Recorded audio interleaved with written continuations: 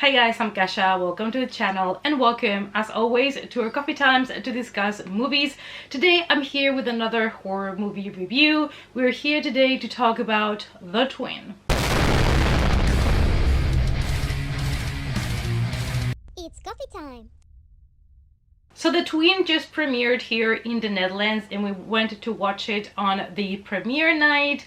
That is something good that the cinemas here do. They do have a couple of options to see a movie before it comes out, at least a couple of days before it comes out. So I really wanted to go and check out The Twin because it is by the same director that did Lake Bottom, which I really enjoyed. So I'm here to tell you what I thought about the movie, as always, spoiler free. So Taneli Mustonen is the director responsible for Lake Bottom, which was a Finnish slasher that came out in 2016.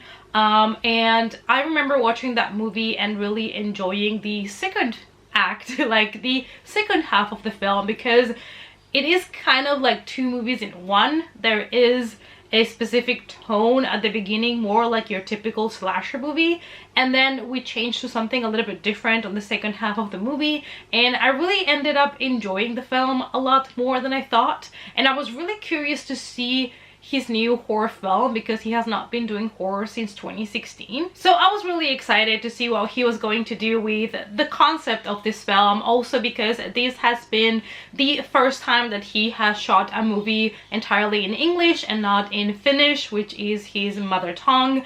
And I was really excited to see because he did bring a couple of twists and turns in Lake Bottom, and I wanted to see if he was going to do the same thing with his other horror movie, The Twin. Even though The Twin, I would say it is a horror movie in general, you could also see it more as a psychological thriller, so it's kind of like in the border between a thriller and a horror. Following the aftermath of a tragic accident that claimed the life of one of their twins, Rachel and Anthony relocate to the other side of the world with their surviving son. So we have this family that, after going through a big loss, which is the loss of one of their twins, one of their sons, they decide to move from the United States to Finland, where they have a house, and kind of start fresh, try to leave behind all the trauma and all the grief, because Rachel and Anthony are having trouble to stay in the same house that they were living with their twins. Now they are no longer both alive, so they decide that maybe a complete fresh start in a complete different place will be beneficial to them. This is also a house in the middle of, you know, beautiful landscape. People in town are one of those really small places where everybody knows everybody. It's like a small community, they all help each other, and they think this is going to be the best for them. However, the people in town at some point start to act a little bit weird, and Rachel starts to feel like there is a little bit more to this place that what the people in town are showing. So the characters in this film, I have to say the three main characters were pretty strong and pretty well developed. We have Rachel, Anthony, and their son Elliot, and they all moved to this beautiful big house, beautiful landscapes, but as soon as they do, Elliot starts to kind of show some weird behavior related to the deceased brother Nathan. Rachel is a grieving mother, so as a character we see her really struggling, but at the same time she's trying to be really strong for her son that is still alive, Elliot. But as soon as they move to the new place, even though she really wanted for her and for her family this fresh start, she starts to hear things and kind of have dreams about things, and she starts to wonder if it's just her mind playing games on her because of the huge loss of her son, or if there's something else that is actually happening, something maybe supernatural, something related to Nathan, her deceased son. So she will try to figure out what's happening around her, and there is not much that I can tell you about it without spoiling the film.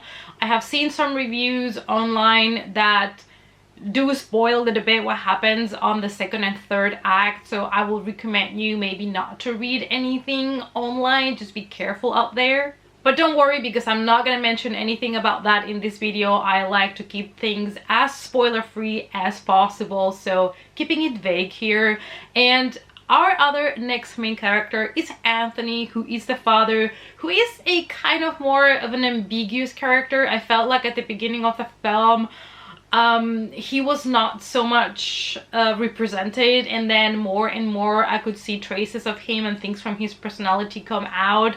So he's a very interesting character that does have an interesting evolution throughout the film. He is, though, really trying his best to help Rachel from the get-go, to kind of also try to be that stone for her, to try to help her and remind her that Elliot is still there and that they have to do everything possible, you know, to move on. And then we have Elliot, who I was really impressed by the performance of this young actor. I thought it was a really strong performance. It's not easy to play a kid in this type of films, and in a kid that is supposed to be creepy or unsettling in some way or another.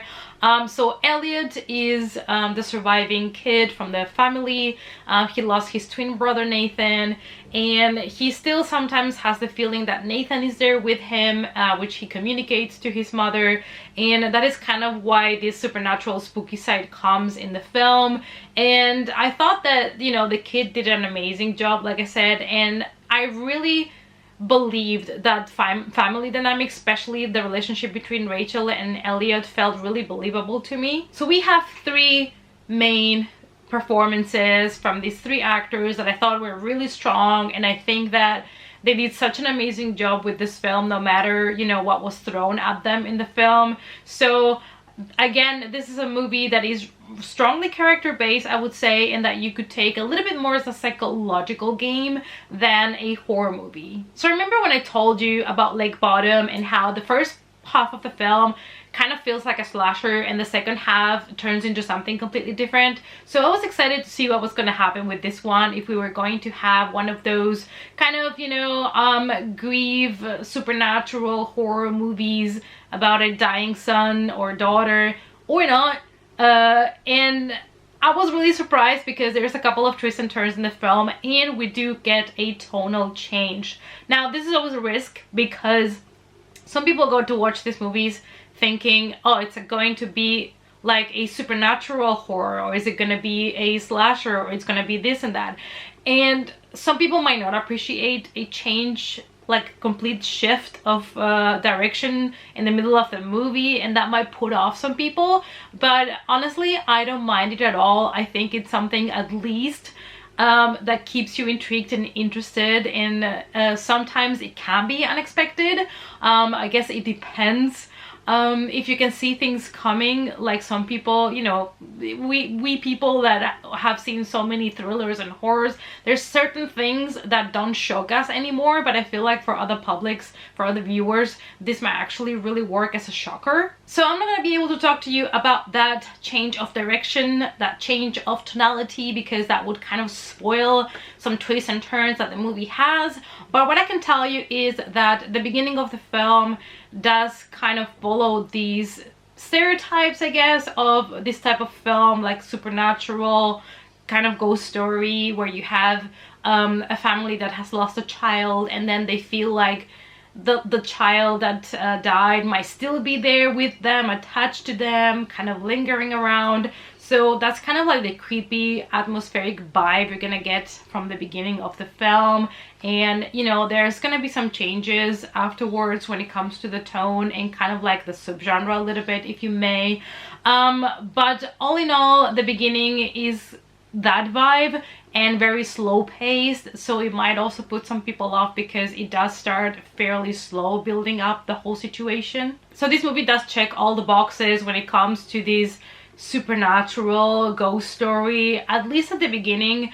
And the thing that I really liked about the movie is that it does keep you a little bit kind of guessing every time there is kind of a change of direction. Like everything you knew beforehand is kind of put to the test, so you're gonna have to try to figure out what's actually happening in the film. So that of course has also the disadvantage that some people might not be in for the ride. They might not enjoy those twists and turns or changes to the tone. They might not enjoy the reveals that we get in the movie.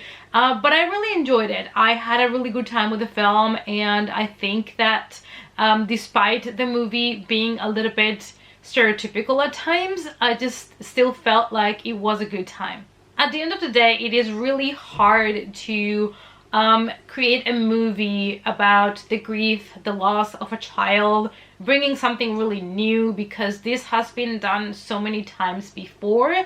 But what I can tell you is that the Finnish director did manage to make it really believable. I think also the performance by our main characters really help with that as well. When it comes to the horror in this film, my only critique, I think it would be that a lot of the horror scenes or the horror things that happen in the film happen when our main character is going through some dreams, and that might not work for everybody. Now, this movie is not so much of a horror than a psychological thriller, like I have mentioned before, so don't expect here a lot of blood and guts and a lot of things like that. And what I can tell you is that I did appreciate the change of direction, the reveals, because this is a story that has been told so many times before, that I did appreciate that the director tried to go and try different things.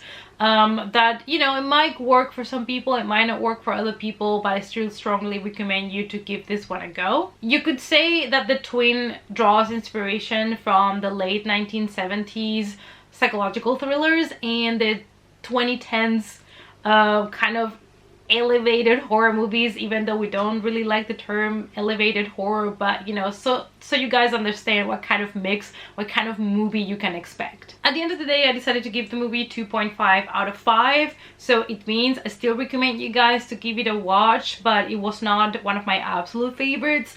I feel like for me the biggest issue that I had is that even though I enjoyed those twists and turns that the movie has and those reveals, they kind of nullify previous like plot points and things that happened before, and it made it a little bit annoying, if you may. But I have to say that I really enjoyed the movie, and I really like the shots, like the cinematography. There were many gorgeous shots, and it has really great acting. It has a good story. I just feel like maybe for me it was a little bit too much of twists and turns. Also, another thing that made me lower my rating a little bit is that the movie doesn't really bring anything really new to the table. Like, even though there are twists and turns and reveals, you know, that I keep talking about and I cannot really tell you what it is, even though with those things, I still felt like this movie was something that I've seen before in one way or another, which is usual, I guess, nowadays. You can expect this movie to be kind of a merge or an homage, something in between The Omen and Midsommar. That would be maybe something that could explain this movie a little bit to you. And also, the beginning was a little bit slow, and it took a little bit until we got to the point where I was really invested with the film. But this is a really solid psychological thriller with some horror elements to it, and I did feel like it was interesting enough for me to recommend it to you guys. And honestly, for many people, those twists and turns that the movie has are gonna be really satisfactory. It always depends of what kind of thrillers or horror you like and how much of it you have actually seen, because that also is part of the experience. I feel as somebody that watches a lot of movies, sometimes I forget that my point of view, my perspective might be really different from other people, from casual viewers of horror or thrillers, or people that haven't seen so much, because obviously when you have seen a lot and you know so many plots and stories and have seen things done before, it is a little bit harder to get shocked or to get really wowed by a movie. But at the end of the day, horror movies and thrillers are not just about getting shocked and getting surprised. It is also the craft of a movie, and I did feel like this movie navigated through some interesting twists and turns in a really good way, and I felt like it was a really decent thriller slash horror movie. So again, give this one a watch. I do recommend you guys to go and check it out. Let me know down below if you watched it, if you loved Lake Bottom and are interested to see what the director did next. Let's talk about it in the comments down below. Thanks so much for watching, you guys, and I hope to see you all, as always, in our next coffee time. Bye!